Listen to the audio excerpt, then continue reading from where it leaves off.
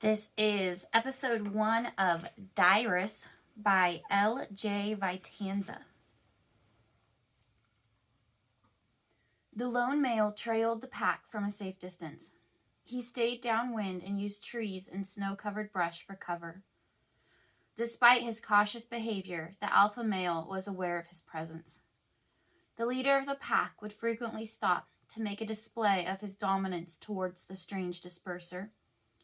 The alpha turned to face this new threat, standing tall with his ears erect, hackles bristled, and lips curled back to expose his sharp canines.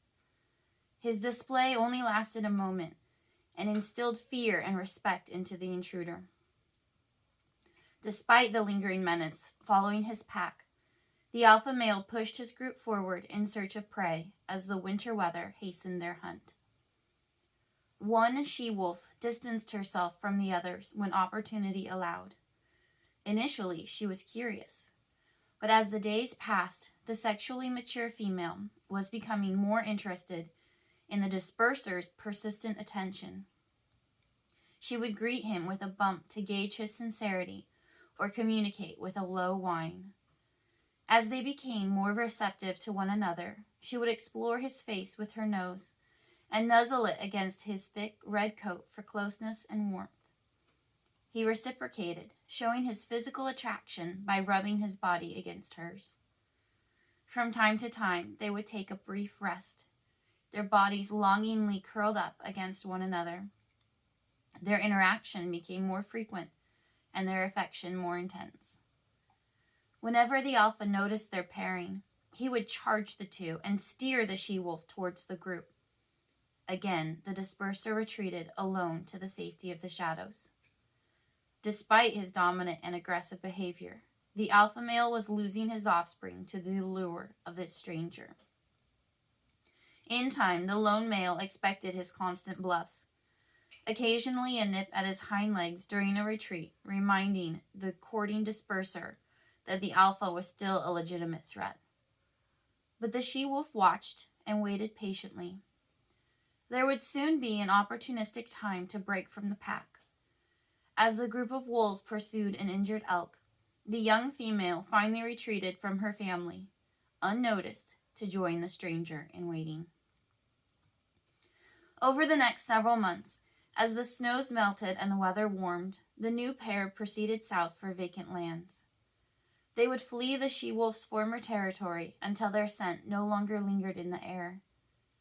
When spring arrived, they briefly stopped to mate and den. Over the next several years, they produced 2 litters. As their numbers grew and the cubs became strong and independent, they continued their push south. The alphas of the new pack looked to put more space between their formation and the fearsome group from which they fled. They chanced upon a massive and protected range comprised of mountains and hills, flats and forests, and rivers and lakes. There were countless places to shelter during inclement weather and the deep snows of winter. The land was rich with game and wildlife. When not feeding on the bountiful supply of bison, elk, and deer, they would eradicate or drive away other predators that posed a threat or competed for their food. They would mark these parts as their own and aggressively safeguard their borders from intruders. There would be no more searching for territory. They would make this their land, their forever home. As they settled into this new land, there was one lingering threat that they had yet to encounter as the seasons changed. Familiar predators weren't a threat to this new group. The new pack's existence and ability to thrive would be threatened by the ultimate predator, one they had yet to face: man. Here's a note from the author. Thank you for reading the first episode of Dirus. I hope you enjoyed it. More will follow. Please like, crown, comment, or follow. Your input is valuable.